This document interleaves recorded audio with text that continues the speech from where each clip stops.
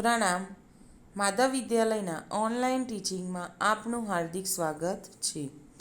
વિદ્યાર્થી મિત્રો, આજે આપણે સ્ટાન્ડર્ડ 7માં ઇંગ્લિશ સબ્જેક્ટમાં રિવિઝનનો અભ્યાસ કરીશું. રિવિઝનમાં આજે આપણે એક્ટિવિટી 1 આપણને અહીંયા આપેલી છે, રીડ ધ સ્ટોરી, એટલે કે પ્રશ્ન નંબર 1 છે રીડ ધ સ્ટોરી. તો આપણને એ સ્ટોરી આપેલી છે મેથી પકોડા. તો મેથી પકોડાની જે સ્ટોરી આપણને અહીંયા આપેલી છે એનું આપણે એકવાર વાંચન કરીશું, સાથે સાથે ગુજરાતી પણ કરીશું. Kanjusmal was rich but he was miser. Miser એટલે કે કંજૂસ. કંજુસમલ ખૂબ ધનવાન હતો પરંતુ તે કંજૂસ હતો. હી સ્પેન્ટ વેરી લિટલ મની. તે ખૂબ ઓછા પૈસા ખર્ચ કરતો હતો. તે ખૂબ ઓછા પૈસા ખર્ચ કરતો હતો. He ate very cheap food. Cheap એટલે કે સસ્તું, અને તે સસ્તો ખોરાક ખાતો હતો.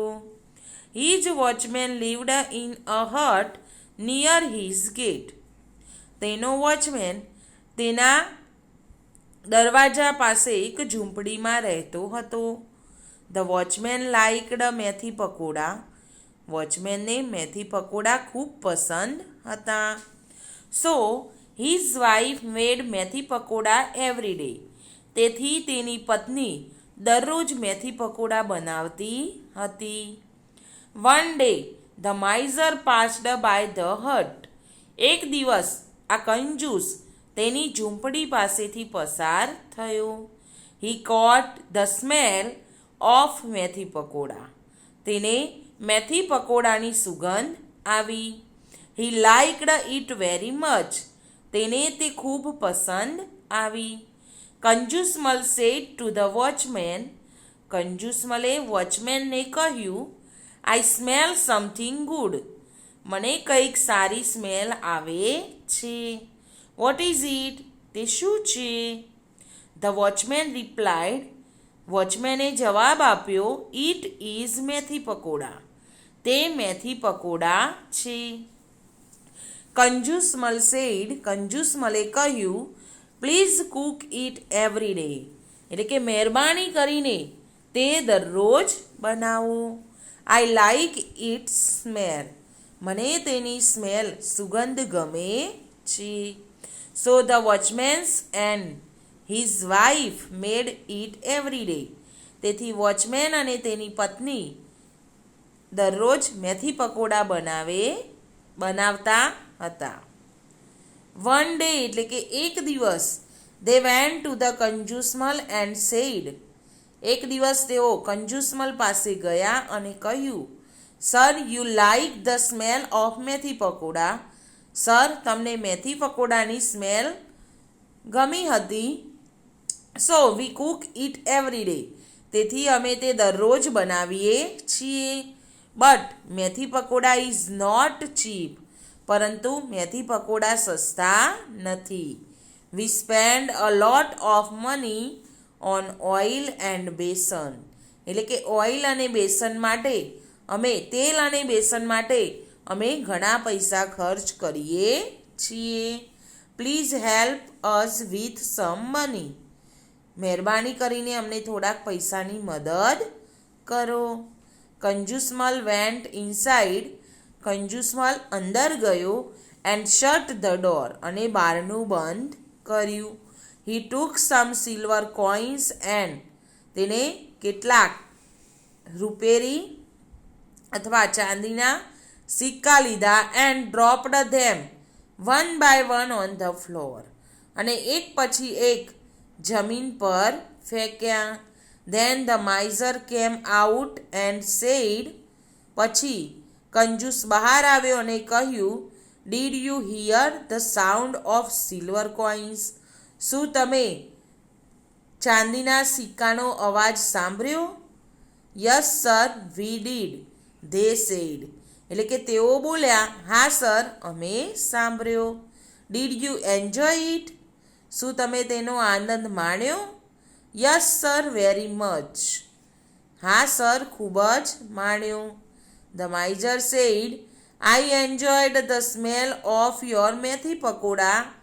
મેં તમારા મેથી પકોડાનો સુગંધનો આનંદ માણ્યો. You enjoy the sound of my money. અને તમે મારા પૈસાના સિક્કાના પછાડવાનો અવાજ you enjoy the sound of my money.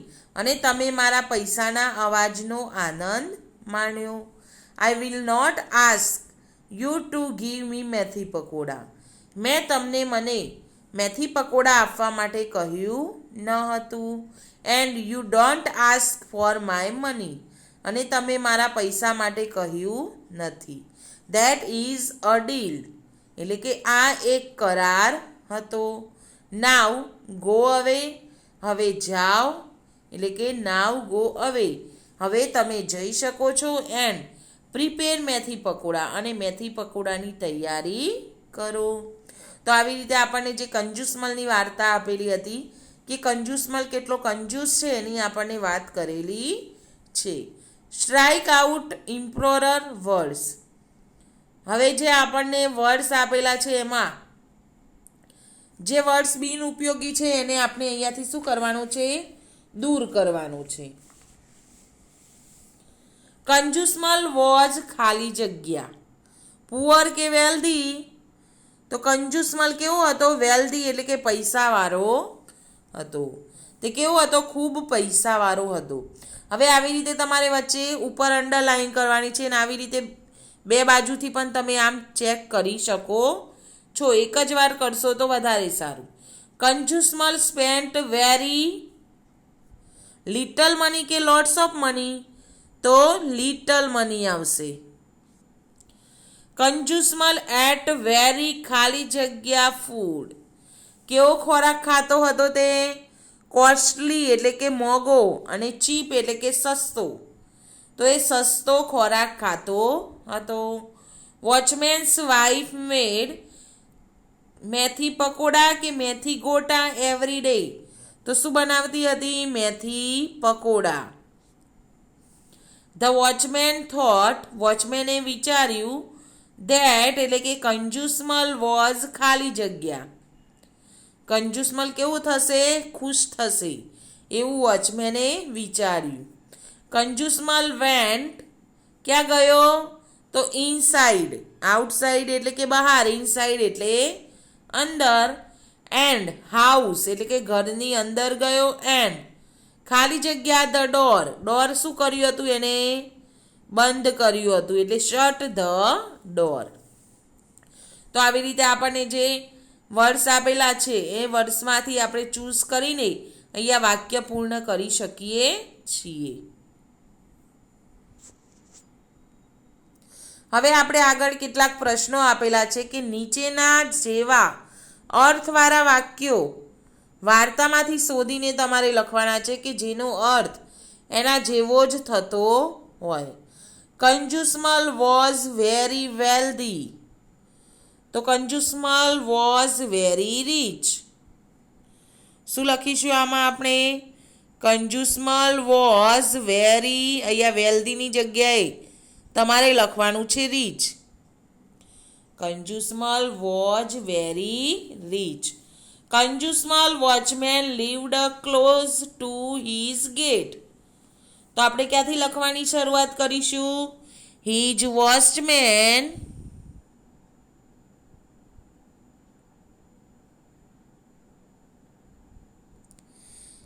lived in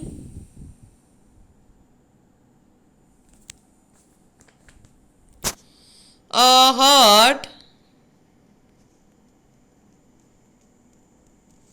near his gate. GATE. Watchman's wife always prepared methi pakora. તો એમાં શું આન્સર લખીશું આપણે અહીંયા? His wife made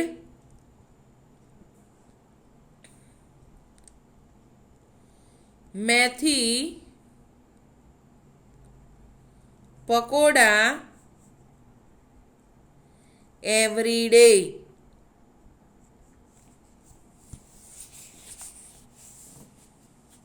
Kanjusmal liked the smell of pakoda. તો એમાં શું લખીશું આપણે? He caught CAUGHT the smell of methi pakoda.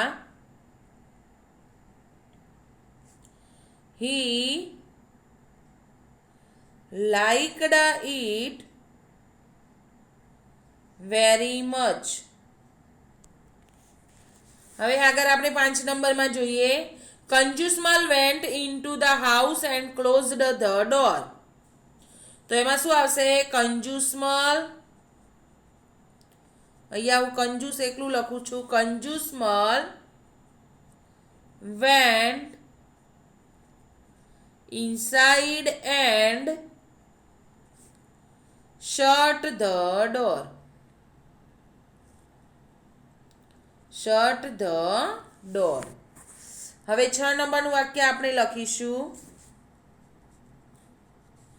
Kanjusmal counted the silver coins, dropping them on the floor. તો એમાં આવશે he took